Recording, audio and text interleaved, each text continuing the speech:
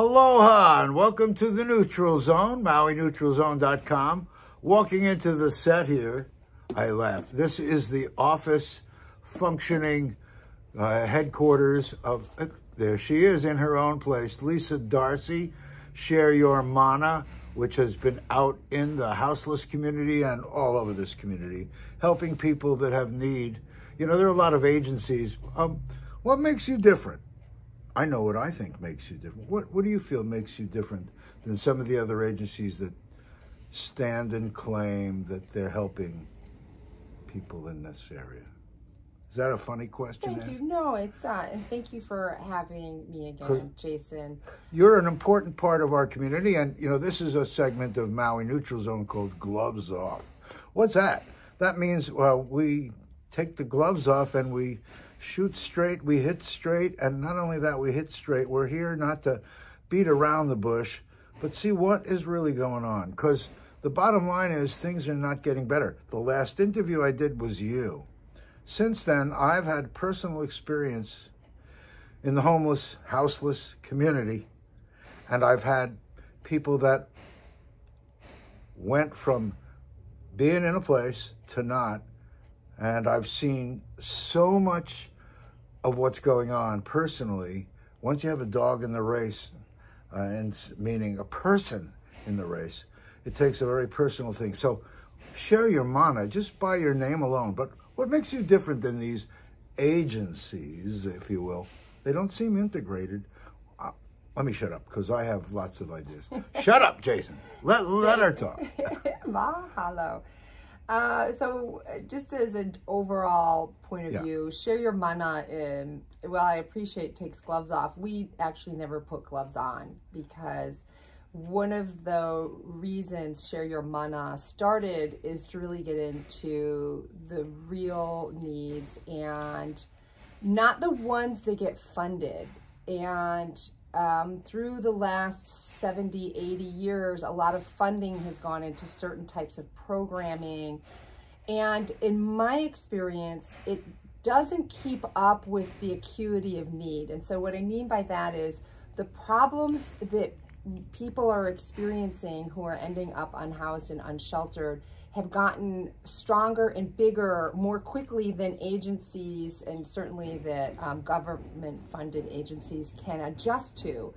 And because they have to go, they have all these, you know, structural reasons they have to go to make a change. Whereas something like Share Your Mana, we're very nimble. I can keep my phone on, and if somebody calls in the middle of this and something's going on, I can just pick up and go and then go assist them. And when I do that, I model what we need to do with agencies. I model really good language for them to use so that they can get what they need, because a lot of times they don't know the language and they don't know how to express what's going on.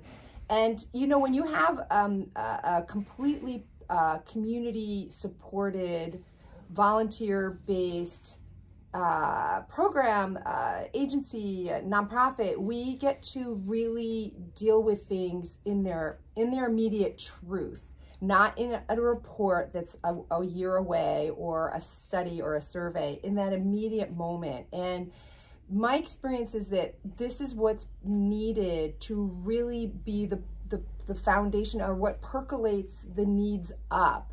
And so what we try to do is first of all, the public is very uneducated because they've only gotten the narrative from these other entities, which are not percolating it up. They're taking it from the government and their funding sources down instead of letting it come up. So that's where we're different. And we're lovers, not fighters. So taking the gloves off to me feels like I'm like in a box. I'm not much of a boxer, so don't worry. Well, I bring it up because I'm in a neutral zone, and right. We need neutral language. That's really important to have neutral language. But the reason that I'm using the word gloves off is really because I want to address things in a sober, clear way. Right. So we would, in its authenticity. But often, if I want to get people to tune in and I put gloves off, people are going to think, oh, Jerry Springer, right? Some kind of show that.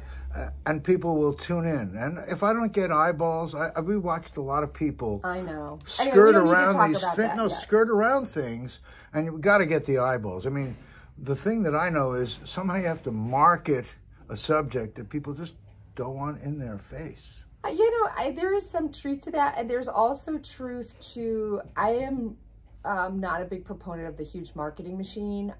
I just believe in showing up every day and doing what one person can do every day. And the idea of starting Share Your Mana was not to go global or to, you know, have all these, I don't actually care who sees this and who doesn't see this. What I do care about is every single interaction I have every single day.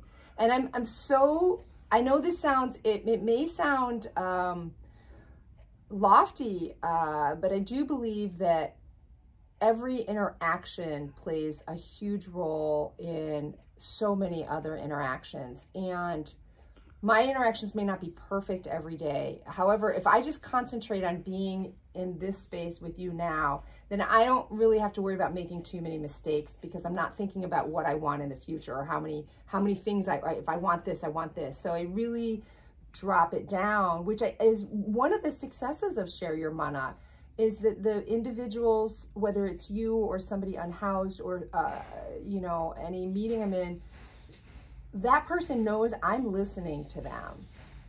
And that's not something I think we're really good at as a species, and certainly not in this industry. This industry is very defensive. It's very, there's a lot of anger. There's a lot of unmanaged energy which comes into this dialogue. So I humbly will always back this down to just, what are we trying to accomplish today? You're in a unique situation, I think, in Share Your Mana, in that, like you said, you're not burdened by this.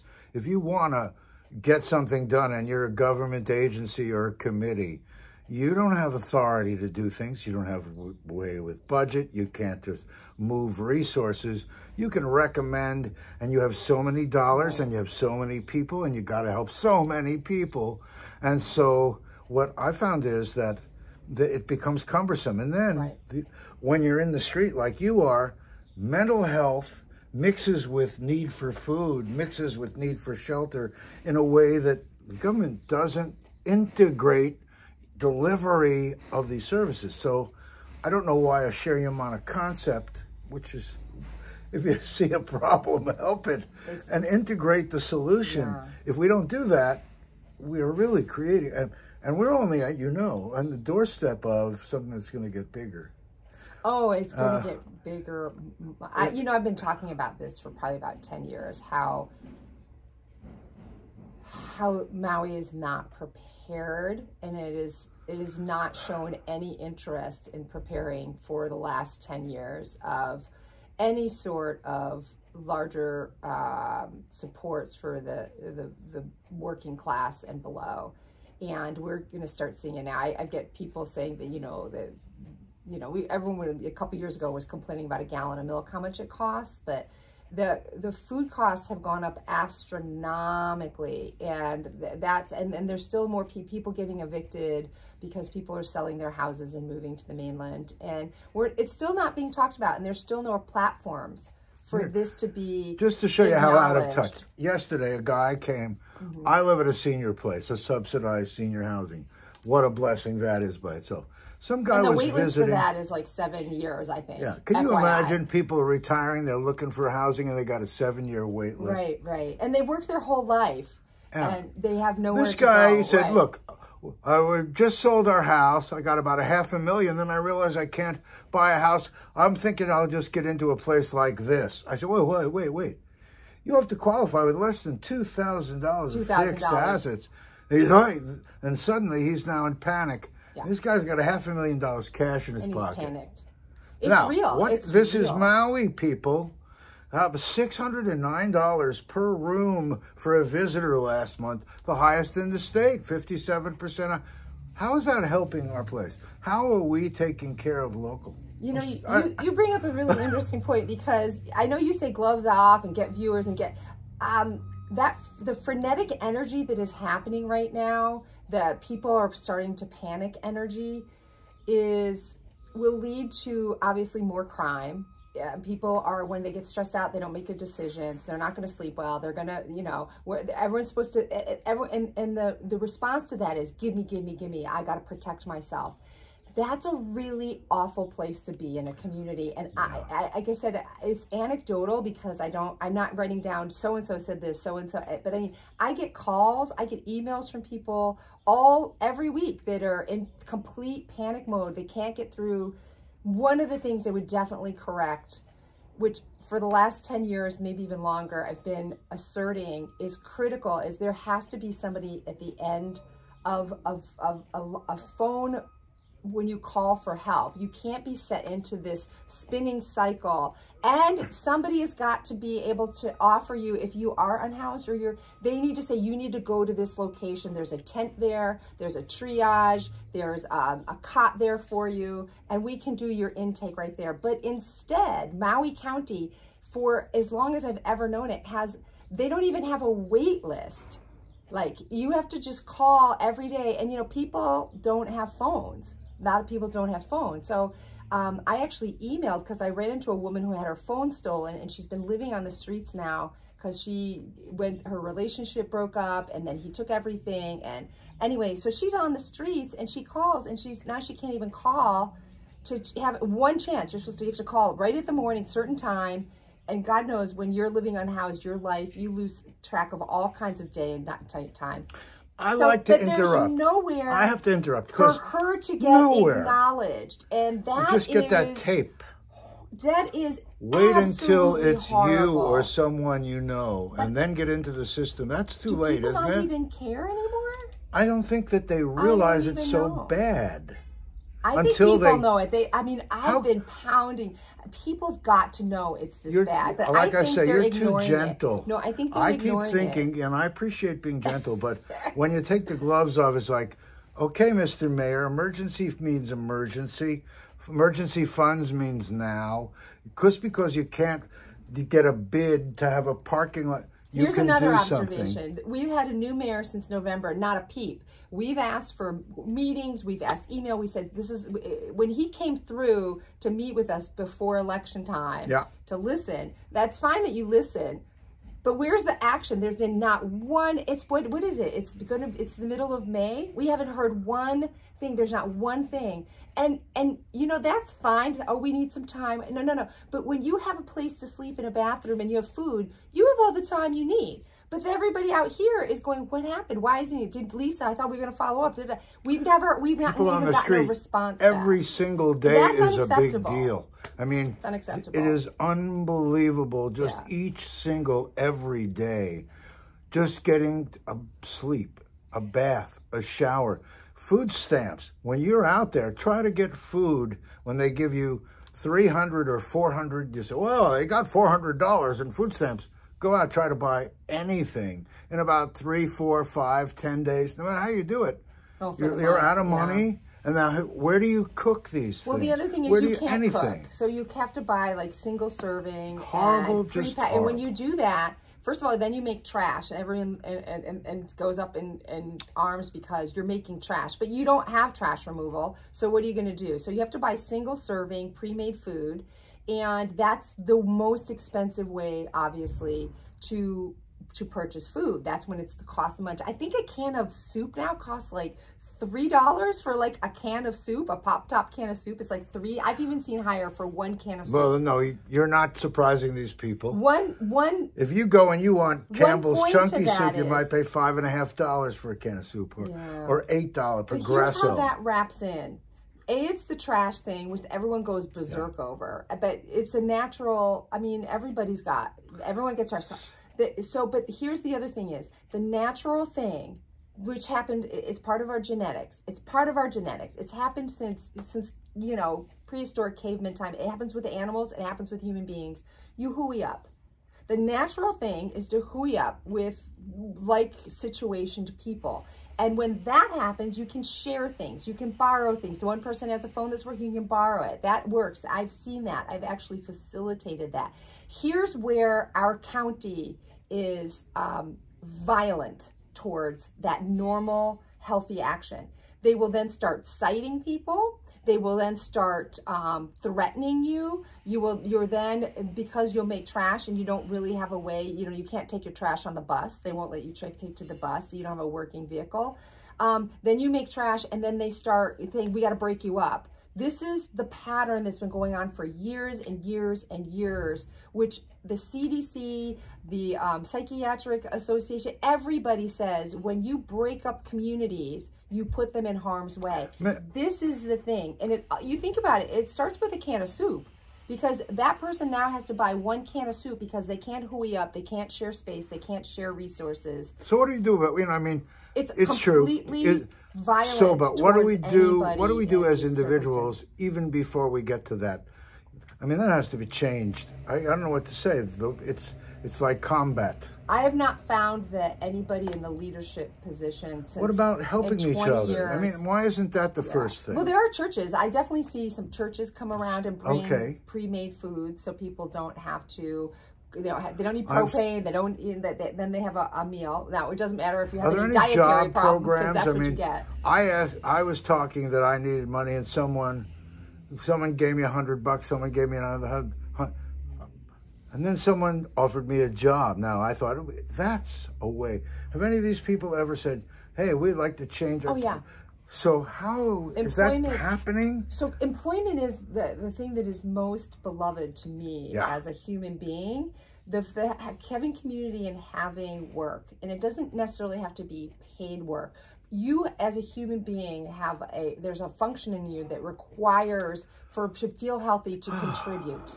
To contribute. And when you become unhoused, your abilities to contribute into community, into work are like you have to have like superhuman efforts to get to actually be able to nourish that part of you, because you lack transportation, because you don't have a place to keep clean, and because you don't have a place to store items. So getting into work, whether it's volunteer and or whether it's paid, and then of course chances are you're obviously going to have a really low paying job because you don't have, the digital divide is a very real, and it's a very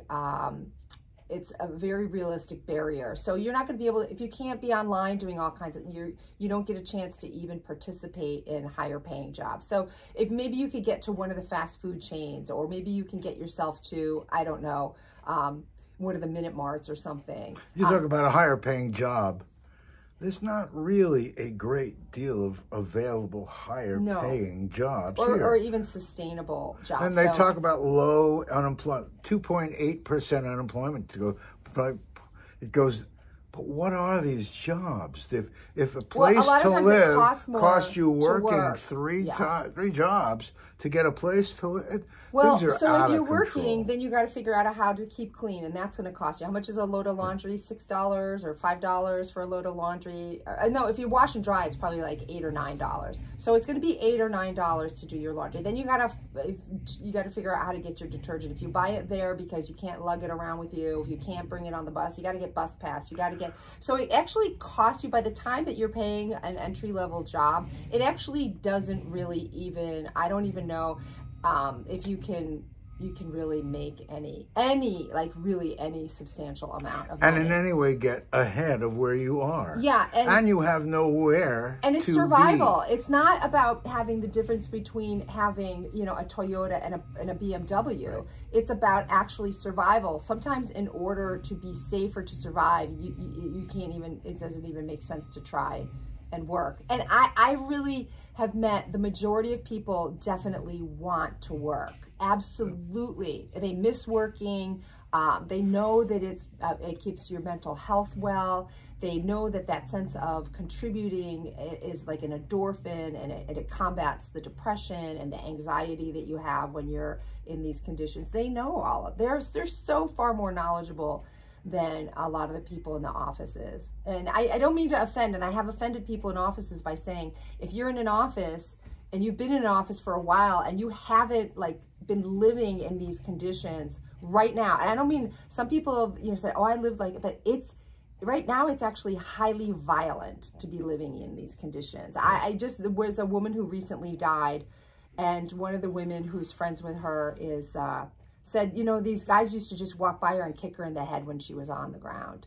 And a lot of people know who this woman is. And she was so psychiatrically disabled, she would just lay on the ground and people would just walk by and kick her in the head. And the house people, it's not like it's just like unhoused on unhoused, like people have this image that. What town is this? Here? Oh, it was in Kahului, right here, Kahului. Yeah.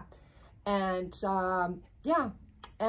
So that kind of stuff is not obviously getting percolated up from agencies. And what I mean by that is you don't hear about, I never hear an agency saying, I need funding for a 24-hour live person on a phone. Well, how do we see these things happen? I mean, we have on different homelessness committees. Question. I don't know. It's like, where does something have enough power to move into action piece? I thought you were going to be a candidate to be a chairman of this Healing Solutions on Maui. I had a couple of years.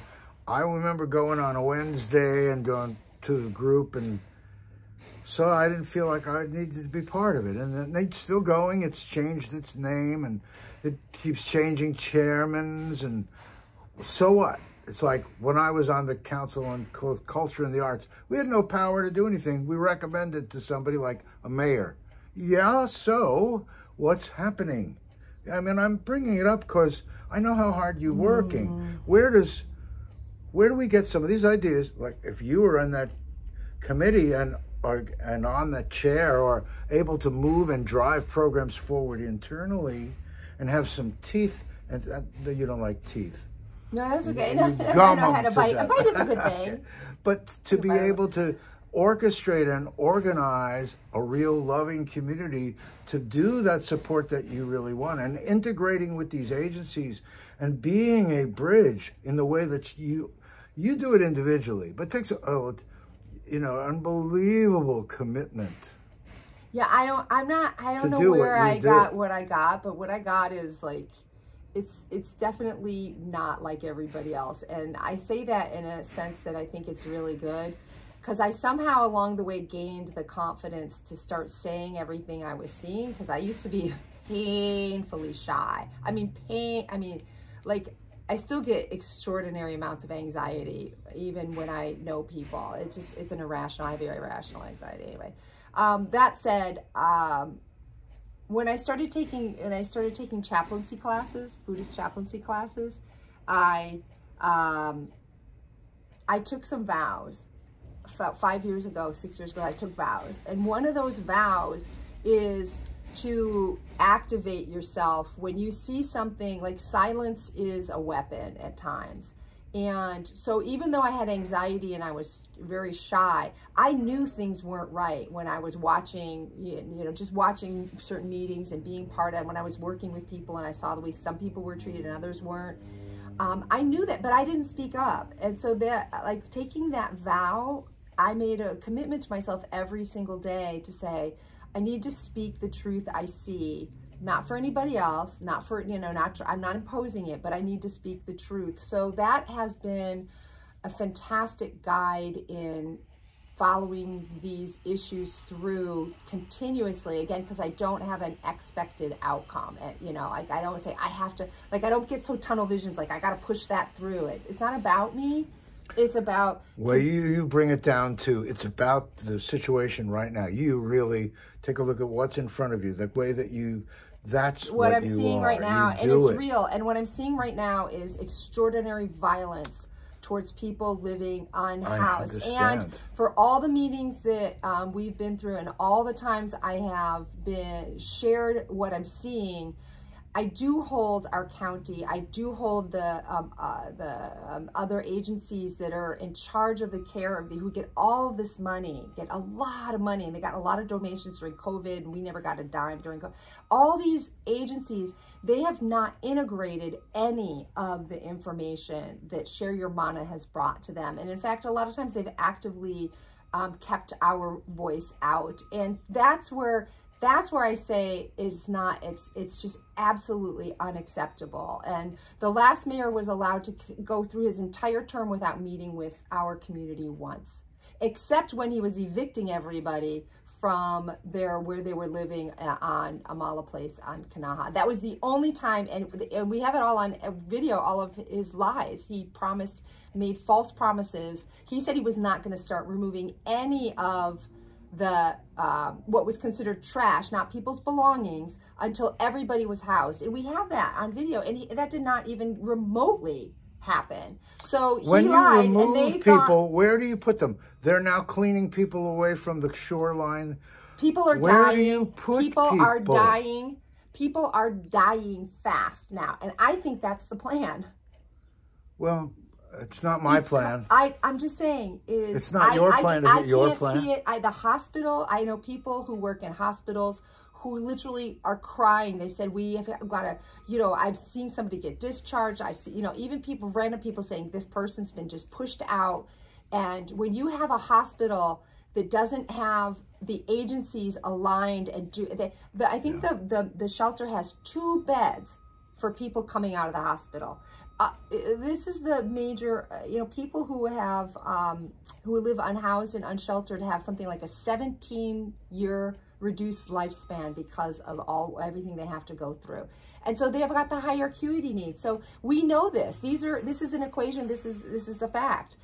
And yet our shelter does not respond by that. And if we need to evolve into having an entire wing where people can convalesce in shelter and safety, then we need to have an entire wing, not 2 beds. Not 2 beds. I'm going to take a quick break. We're going to take a break. We're on KAKU. No-brainer. 88.5 FM, the voice of Maui. I'm here with Lisa Darcy of Share Your Mana. And if you're on TV, you know that, but we're taking a break for radio for our sponsors and donors. And if you're not, you should join that happy list. We are back. This is the Neutral Zone, MauiNeutralZone.com, KAKU 88.5 FM, the voice of Maui, and Akaku, Maui Community Media. I still want to call it television and internet, and goodness gracious. I have Lisa Darcy here of Share Your Mana. When they say the housing agency, they don't say the mental health agency. When they say the mental health agency, they don't say the food agency. But these are integrated things. Your ideas, which you bring to these agencies, if they're all separate and they don't talk and they don't implement, where does that happen? It seems to be, in my mind, that a mayor can request and integrate services on an emergency basis that should support your efforts toward houselessness, a bridge for housing and a safe place for people to be, and essential services. We've heard it mentioned, you and I were there when we heard that the $200,000 bid, no one even bid on, and so they don't have a parking lot of safety. Oh, you know, I have an entire newsletter on that. There's a reason why nobody bid on it. Oh, but we really? don't even got to get into that because it was completely and utterly hijacked every step of the way. The intention was never to see it through.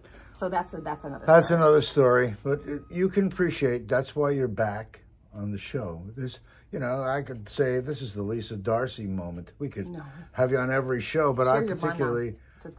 We're a group. Yeah, I understand. But I mean, we could have you regularly. So, I mean, I'd like you to feel comfortable to break in on if I'm going to be in the studio with people. I want you to be jumping in and doing segments of kind of an update that the public needs to hear. I don't know if you do that regularly, but you can do it with me. That would be great. Yeah, it'd be a great way to, again, to just share what I'm seeing. And see progress and be able to, let people see what's in a much more real time. You know, I've been going to a meeting about homelessness and seeing the people that show up are all mostly assigned to that task from their agencies. Yes. And they talk, and the result is we're moving this can down the road, moving the conversation I got to show you even on the smallest level, let me interrupt you, is that in those meetings, the same people don't even always go. So they made it a rule that it was okay that, say, you know, an agency is part of the alliance. Anybody for the agency can show up.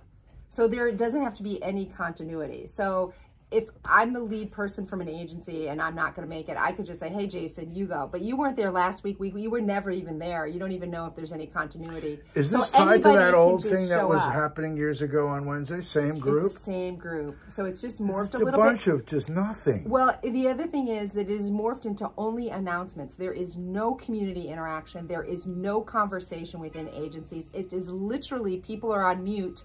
And it's just like one person giving all of these, this is what's happening with contracts and stuff like that. And, there's no, you can look at the minutes month after month after month. Advocacy, housing, not one of the committees has any update.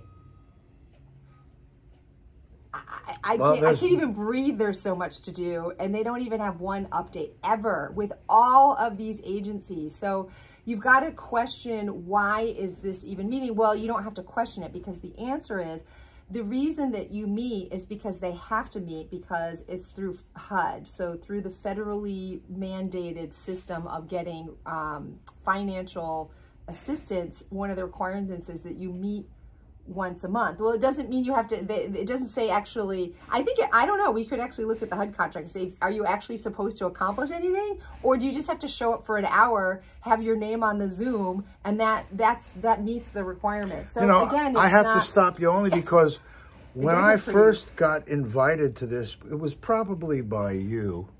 Oh my God, like 10 years ago. And we met at him, and it was like 10 years ago, and I went to these things, and I saw, oh, there's Lauren Pang. Oh, there are people here that have juice, but they weren't running the meeting, and even so, it was being run by Maud and this other gal that was running from the Christian charities. But you know what?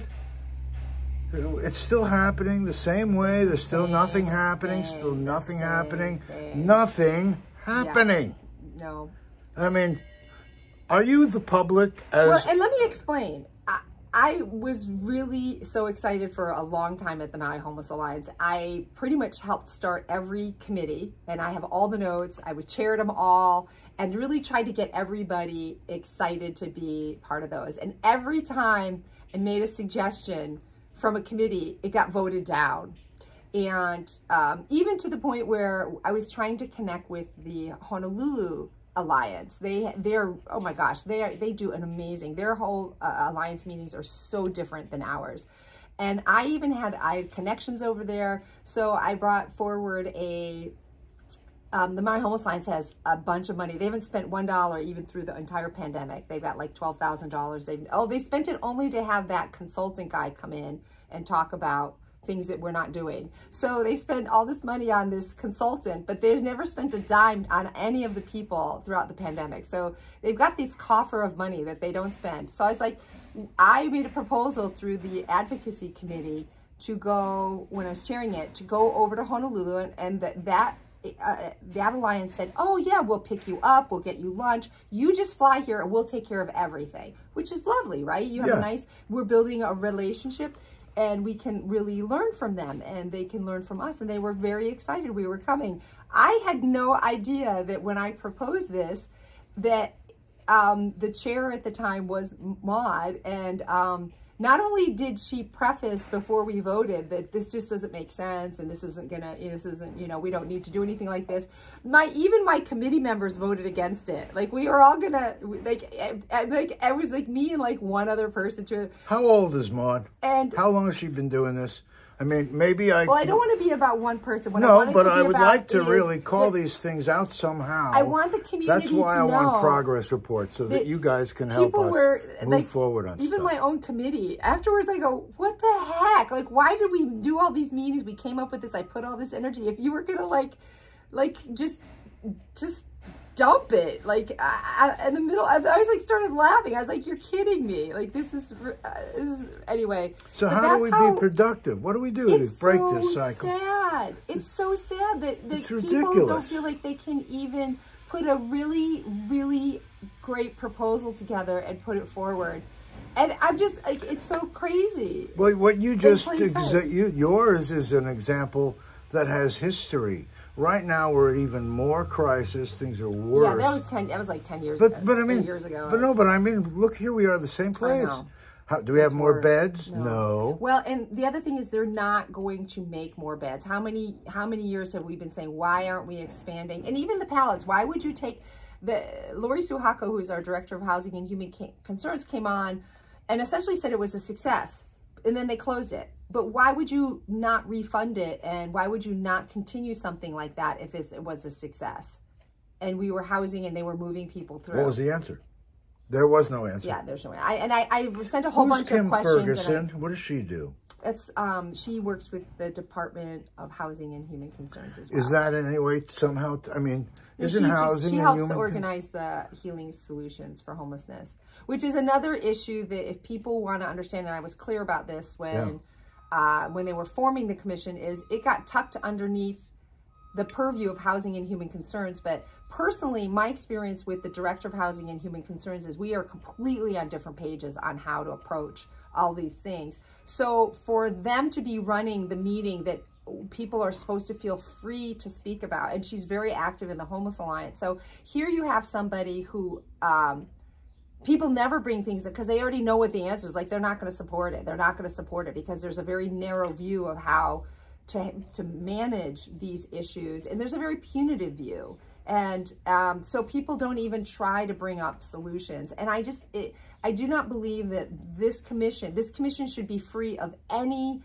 that has to do with the council, anything that has to do with federal agencies. It should be a completely unique and community-based voice. And as of until last month, it was predominantly made up of people from agencies with the same stuff like the Maui Homeless Alliance, and then they actually put the Department of Housing and Human Concern on as a standing agenda item, which is exactly the way the Homeless Alliance is run. Like, they put people on for these standing updates, and then there's no room for anything else or dialogue or discussion. So it's kind of that same pattern, which is unfortunately leads to a lot of frustration inside and outside the meetings, which I tried to, like I said, I was really hoping that I might get some support to become the chair, because they really address these issues in a very different way. And to me, that's good, because then you get a very different point of view, and then we get a lot of, dialogue. And you're a doer. I mean, I really have great concern about this. The fact that it's a decade and nothing's happened, and the fact that I'm sitting here with you, and housing numbers and homeless numbers and food numbers and everything's going out of control. It's really out of control. Why is there no leadership? I mean, it's nice to say we have a new mayor, and it's nice to make promises, but I think that's really something to really ask in a loving way. But I've called Tukey Drake, in charge of housing and homelessness, and the mayor, enough times, have them tell me thank you for your commitment, and I keep volunteering myself, and nobody calls me for anything. And there's so much that could be done. So much can be done. Money can be raised through the efforts that are happening, and doesn't have to do anything other than their blessing and help coordinating, but they don't do it. And I don't know. They don't work in partnership. I think that's a critical piece of this. You nailed something that. We really have to work together, and that means acknowledging the work we're doing. And the fact that we don't get our work acknowledged, and in fact, we don't get invited to the meetings, we don't get invited as community members who are really pulling a lot of weight and doing and helping people into recovery cycles. We understand what it takes to help people into recovery cycles. The fact that we're not included, that we're intentionally excluded, is one of those things that there's a term for that. But the silence and it being ignored is also silence, and it can be violence, and that's part of the way that I'm experiencing any attempt at interaction. Is just this wall of silence. Well, and that's not helpful for anybody. No, but I mean, I keep looking, I don't want to keep picking on anybody. I'm down to the point in my mind, what is my job? My job is, how can we affect the change? That means you and I, but it also means our viewers and listeners. What is it that we can do? Who can we influence? Whether it's ourselves in helping someone, in helping direct an agency, or creating a way for things to, I don't know. I'm trying to break, how do we break this cycle? It's nice to know that So you know this cycle is a long-standing, colonialistic, Jim Crow. We're not just, it's just not like a little thing. What Maui's experiencing is the mainland, the horrors of what happened in the mainland with incarcerating brown skin and black skin people, and the way that people are treated as just, you know, sucking off the dole, of being lazy. All of that got transferred to Maui, and we are actually operating in the same system. When you really support or when we maintain the way that HUD and all of these other agencies are funneling it all down with mainland values, it doesn't work here anymore. Because, well, it does work if you want genocide to be the end result. And essentially, you and I are actually trying to hold back genocide. That sounds like such a crazy statement, but when you actually learn about all of this and you start to understand the systemic abuse that you and I, and there's a handful of other, there's definitely people that recognize this. Like, so many people in these don't even recognize they're in it. Because until you are so far out of it, or your community, like, you can't even understand. I was in it for a while. I actually did some of this stuff, and then I was like, this is harmful. I can't actually work at this agency. I can't be a participant in any of this. And so that's why I left, and I said, I have to be able to speak as I see, and not through the mouth of whatever is happening with, you know, I was told, like, some agencies, you can't say that. And I go, but it needs to be said. Well, you can't say it. But it needs to be said in order for this to move forward. And then nobody would say it. So, said to whom? That who holds the response? But I mean, it's not in our contract. I'm always going back to the action piece, because we've really you know what the bottom line is? It's the mayor. It's the mayor. I have been through this rodeo so many times, and I get when I first approached mayor-elect, and then when he became mayor, oh, it's going to take some time to get up to speed. You don't have time to get up. This is, the house is on fire. You don't go start your training manual. Have you actually heard from him, or no? Because I've been held at bay, if you will. Yeah. And I don't really think that's unusual. And they've hired people that have, some of the people have zero experience. I know. In this. And so I have to say, from someone like you and me who've been doing this for decades, we have to retrain all these people. And then as somebody new, if they get elected, we're gonna have to retrain by the time they get up to speed. New mayor. You have to do it all over again. So people in the community, if you're feeling frustrated, that's one of the problems. Is there seems to be this attitude that you can just get up to speed. No, if you take this job, you need to be up to speed. And you need to, like, you don't just step up and say, hey, I'm going to lead all this, and then, oh, it'll take me a year or two to figure it out. No, you need to have done the work before you ran for mayor. And I think people who vote, you need to start voting for people that you know have this skill set before they get into office. You don't have the luxury anymore of getting up to speed. I mean, when I took jobs, I got a week or two to get up to speed. If not, I was freaking fired. I'm going to bring that up in a funny way. Let's now just say that Victorino won, and someone who was up to speed. Yeah. How do we change? How do we get any kind of way to make the mayor, or make this committee, or make that one change the way? Can we petition at a federal level? Is there any agency that says that? Yeah, I think that's actually, if you want, we need to really look at HUD, and we need to look at the funding sources and see what they're responsible to do. This is a long haul, because then you got to see and then you got to get layers of these. I mean, it's there to protect itself. The system protects itself. So in order to actually see whether the agencies are delinquent, you have to go into figure out what their responsibility is, and then you have to document how they're not doing it. And that's a laborsome process. Here we are talking about all this stuff. Essentially, because who's going to do that? Now, can you imagine we're living in a time where these kind of things, which are very, very important, We're also facing a whole world that was told in a whole climate gathering globally that we weren't part of, that if we don't stop and keep it below 1.5 degrees change of temperature, it's going to change the weather patterns forever. And we have to change it and turn around by 2030. Now they say by 2025, we're going to hit that 1.5, which means these weather conditions, everything's changing. So this is like the beginning of something that will overwhelm our system. And we're on an island. If we don't get it here and somehow motivate our public to be involved somehow, and not as an angry mob, but as a helping mob. I mean that. I don't want to create anger that won't do anything. Thank you. Because that's not what this is about. It's how can we work together? I always find that, like you say, you're available.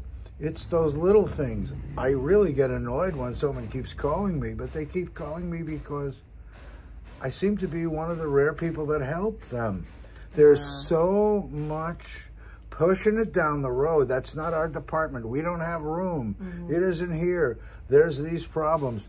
I hope that at this show, again, I'm giving you a carte blanche to come and do this with me every week if you want. Anytime you want to put something on, because the public needs to know what's happening. So one of the things that you're bringing up that I want people to definitely hear is, anytime anybody is appointed or gets accepted for a position, and whether we voted for mayor or whatever, you have to do it can't just be like you like the way they sound. You really have to do this. This requires, there's this concept that anybody can just step into this work. This is highly skilled.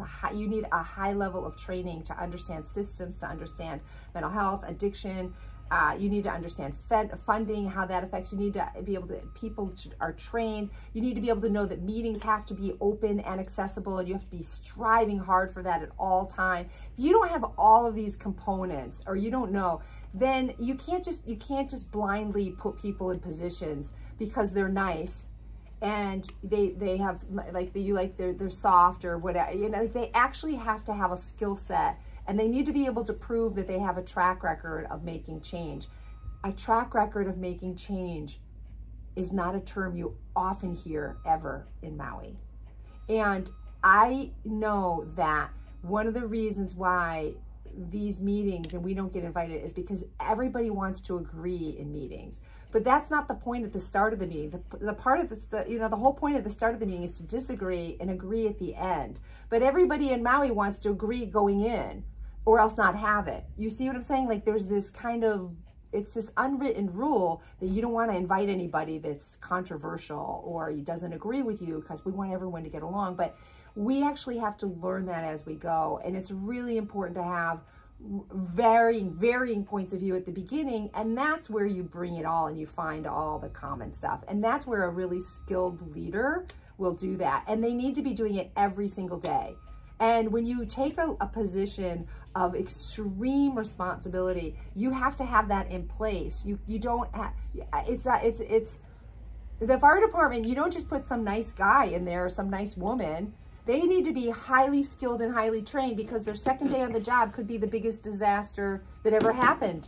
And they don't get time to get up to speed. So why do we give it to our politicians? And why do we give it to these other departments? I don't understand. You don't put whoever's in charge of the ER or in charge of, you know, your drivers or what, as like, oh, they're really nice, and you know, well, we think they, you know, you understand public, what I'm saying? this is to you. She's not talking to the next voting cycle. We're talking about that too, yeah. That too, but we're talking about right now. The difference is going to be have meetings where there is a lot of different points of view, and cold meetings that have different points of view, and allow people to be angry, allow people to be frustrated. They have very good rights to be. And you know what? When people don't get heard, they raise their volume. They'll get louder and louder, because like you're not listening to me. So the more that you have, and we don't have any of these things. I'm trying the best I can to try and hold meetings with people, hold space, and get their, you know, and oftentimes a meeting, our advice is just people letting their steam off. because they don't have a safe place to do that, because it's so violent. Everything is so violent towards them. Not getting calls back, being ignored, not being able to have fresh water, not, you know, having to schedule a shower at one place, and then you have to go through paperwork to be able to schedule that. I mean, like, what you don't understand is how nice unhoused people are under their circumstances. Most of us would be ballistic, and I can't believe how loving so many people are. But if they're not, you got to understand. And this is even going to definitely lower income and people who are also looking their food bills. Lots of people are going to be becoming way more agitated. And I think we have to understand that that's a cycle, and that's a pattern that we can get ahead of, but we have, and the county has not gotten ahead of it. And they're not providing these spaces. You can't have a community meeting once every month or every 2 months and think that's enough. It's not. It's not. This needs to be enriching, and the Maui Homeless Alliance needs to be open dialogue. Every time, I don't even put anything on. I don't even try to talk. In fact, I ask questions and they're always ignored. Why can those meetings be publicized and shown live, so that, I keep wondering, we see all these meetings. Can the public see? Well, it's their responsibility to be sending this out and inviting people, and they don't. And, you know, because when I do it, it looks like it's a hostile act, right? Like I'm blaming. And I'm not. When I was with the Homeless Alliance, I was so active and I did all this great stuff. And I got shut down, you know? So now I'm just like, it doesn't make any sense to go. And it doesn't even make sense to give $20 to it, because every time during the pandemic, I begged them to give money for people to have phone cars, to buy some tents, to do tarps, ponchos, anything. And they refused to, they couldn't figure it out. Meanwhile, I was out every single day for 10 to 12 hours. They couldn't figure out how to help buy a poncho. So it's ridiculous. I'm like, you know what? If that's the level of urgency that is being shared, they're obviously, like, I would think it would be the responsibility under the HUD contract to say, yes, not only does this need to be open to the public, but it should be put in the newspaper, or it should be put on some kind of social media. Like you work to reach out to people, but they've never shown any interest in doing that. Well, we don't have unlimited time, or we'd be talking more, but the next show we're going to do, and I hope you'll say, yes, please, let's put a list of the things that we'd like to see changed and integrated, or start and make a top 10, top 5, and let's work toward making it public and attracting support and people in the public. Well, what I'd like to do, because I like to do this every meeting and not put it off to the next meeting, is right now, whoever's watching this is because we need everybody's mana. We need everybody's experience to turn this. And I don't put things off until the next time. I don't put things off until the next time. Right now, and always come to a meeting or listen. Every time I go online, I have paper and pencil. And I listen to people, and I take copious notes, lots of notes, right? Lots of notes and ideas. And then when I start getting more themes, I circle them and I go, okay, this is something I'm hearing. This is something, I pull them out. So whoever is watching this, I hope you've taken notes. And if not, you watch it again and take notes on the things that you think are the most important. Please contact Jason and say, please, let's talk about this. Let's do this. The other thing is, I want everybody to consider the skill set you think is really important for these leadership roles, and what you want to see in leadership, and how to integrate community voices into this. And I want you to write down, and I want you to either send it, you can send it to Lisa at shareyourmana.org, Lisa at shareyourmana.org. Because that's what it takes. It takes your mana, you know, and I say that with such reverence, and as much as, you know, that's when, you know, the community I worked with, that's what they gave me. That's what they said it takes, and that's how Share Your Mana started. Anyway, but I think that you got to put paper to pencil, and then you've got to put it in an email, or you've got to send it in, or call it in, do something. It's got to get captured. Otherwise, these conversations evaporate. Yeah. Everything's got to get written down somehow, and we got to connect each one of them. And if you're not in the habit of doing that, you've got to do that now. It's got to start today. Well, Lisa, thank you for joining me here on radio and local media, and we hope the whole world hears this and I have appreciated you and still appreciate you, and I want to try to get myself and others to be supportive and be the helping hands that you need, so that it isn't, it feels like that you're holding space for so many people that would really like to find a way to join you and help. Yeah, I know people out there listening really care. And I know people in agencies really care. I just want to make sure I hear and I see that.